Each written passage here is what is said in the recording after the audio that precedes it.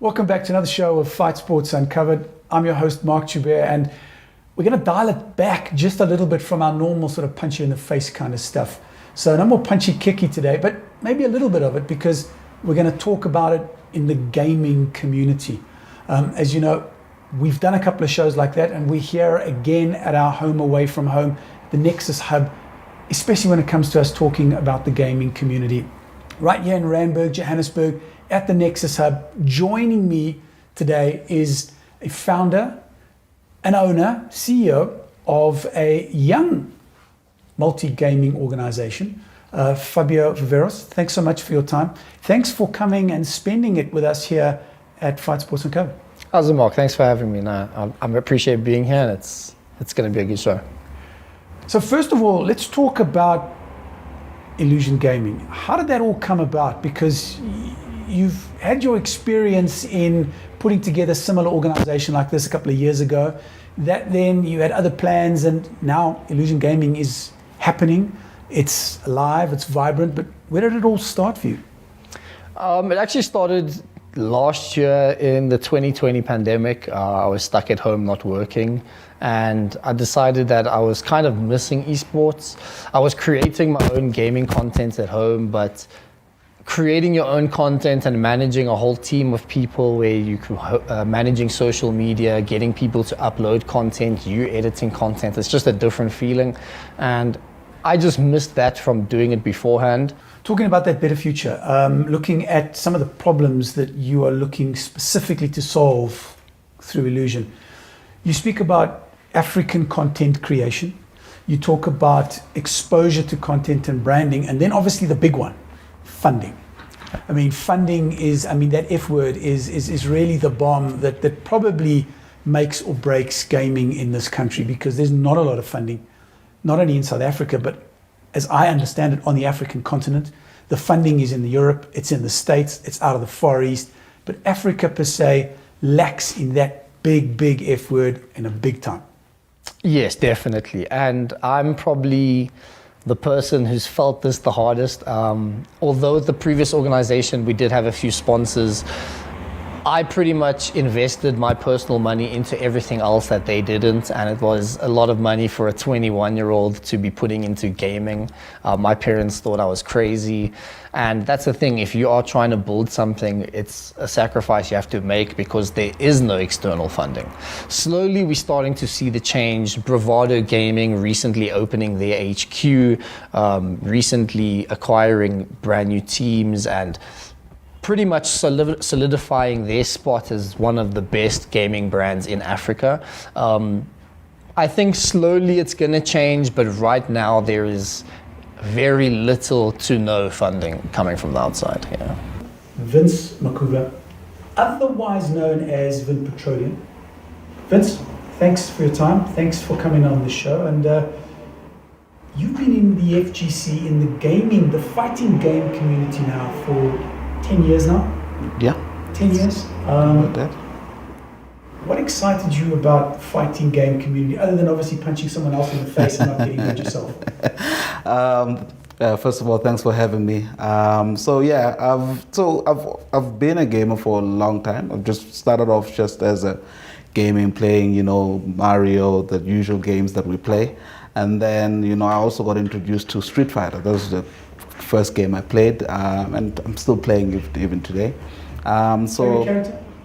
Right now it's Rashid, because he's a new character on Street Fighter 5. He got introduced in Street Fighter 5, but the usual is your Ryu, Ken, Guile, the very first original cast. So that's how I really got into the fighting game. I started playing with the current champion, which is Billy, where we started playing together. He's a cousin of mine. We started playing together, and then we sort of grew together in the scene, and we're still playing even today. So 10 years ago, you decided to get into the fighting game scene, and it's only, as I understand, the last 2-3 years where you've really decided to focus in let's call it a semi-pro sort of fashion, because it's very difficult for most gamers in this country to be full-on pros. Yeah, so that's what I like to call it, semi-pro, because it's not something that I do full time, but it's something that I do for most of my time as well. I do dedicate a good 2 to 3 hours a day, sometimes even 5 to 6 hours on the weekend, just, you know, playing the fighting games, you know, playing the regular fighting game, Street Fighter. So that's why I'm saying semi-pro. Also the fact that we are now sort of getting to interact with other pros from other regions and other countries as well. So that's why I'm saying it's semi-pro as well. Yeah. So talking to yet another one of the Illusion Gaming team, I'm joined now by Sikwele Ramaube. He's also one of those semi-pro gamers, as most gamers in this country are. Still has to hold down a day job, but passionately involved in the FGC. Street Fighter is his game of choice. Sikwele, welcome to the show. Thanks so much for your time. No, thank you for having me. Thank you for having me. Absolute pleasure to get to learn and get to know a little bit more about one more member of the FGC. So let's talk about your journey into gaming. Yes. How did it start for you? What was the attraction when it came to most kids, yes, probably an arcade or something like that, but what was your attraction? Yeah, when I was younger, I didn't know much about gaming. So I made a couple of friends, and one day after a few months, they told me, do you play Street Fighter? Do you play those kind of games? Right?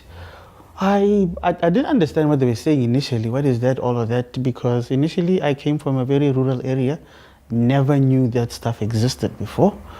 Then they took me one day and I got hooked. There was a game shop where in our neighborhood, I don't think they still exist these days. There was a game shop. We actually went there and I saw all these games. I saw people on other arcades doing whatever, some of them mashing. I wanted to try that out. So they put a coin in for me and I was hooked. And your favorite character now in terms of Street Fighter? My favorite character in Street Fighter 5 specifically is Zangief. So yeah, the big heavy grappler. What attracted you to him? He can't go from being in neutral, like we're fighting in neutral, and just jump into the other side. So I felt like it is the best way for me to learn the game, because he will actually force me to actually have to learn how to fight without having any tools that literally just allow me to skip neutral. So we've spoken to two gamers, guys that, as you heard, semi-pro gamers that really are fascinated by the FGC, integral in the FGC community. But as you'll know from the very first segment, and what Fabio was telling us, is that Illusion Gaming is not just about having gamers as part and parcel of the team. Joining me now is Francois Botha. He would prefer not to be known as Francois Botha. Rusty Pie Lover is his preferred name, and we're going to unpack that. But firstly, Rusty, Francois, welcome to the show. Thanks so much for your time. Thank you for having me. Rusty Pie Lover. Yeah. Got to find out where that all came from. So it's actually interesting. It was around 2013, was a nice hot summer's day, and my sister and I went to go do some shopping, and I was watching, I think it was Markiplier, doing prop hunt. And I was saying, I think I can do what they can do. But I needed a nickname to really stand out, because in content you kind of got to try and stand out. So everyone called me Rusty at that point because of the ginger hair, the ginger beard. I would never have thought. And at first I hated it, but I said, maybe I can turn this into something. And coincidentally, I was eating pepper steak pie. So I was like, Rusty the Pie Lover. But I was like, no. The is just a little bit too mellow. So I combined the whole thing. And ever since then, it's gone through a couple of changes. Had to make sure we put some capitals in specific places. I'm not going to say where, but I think we can leave that to the imagination for people. But since then, it's stayed the same for 8 years now. Let's talk about your journey. So unlike the two previous gentlemen we spoke to, Vince and Sikwele, you don't play games per se. You are more a content creator. You're more a streamer. But obviously being part of the Illusion Gaming setup, it requires you to have a fundamental understanding of what they do, because it's about editing and putting it all together and getting it out there. How did that journey start with you? Obviously, you were eating a pie at the time and said, you could do that stuff. But what attracted you to this space, this industry? It's actually from a very young age that I was into gaming. From 6 years old, my mother and father pulled out a little NES console at that time. They stuck a cartridge in and they said, okay, here you go. This is your first experience. And I actually learned how to speedrun Mario at that point, Super Mario Brothers. That was fun. And ever since then, I've only had a passion for gaming and watching YouTube. Back then, we grew up as a poor family, so we really couldn't afford things. We worked to the point where we built a computer, where I provided internet. And I said, you know what? I also want to create content. I also want to see what this journey is all about, what it takes to be a creator. And since then, I've honed skills such as Photoshop to create thumbnails, attractive thumbnails, learned how to edit from 2013 onwards and just refined my type of humor, my type of editing that I wanted to put forward to people. And being in gaming as long as I have, you know, I know most of the games. I know these guys that I'm proud to be part of with Illusion.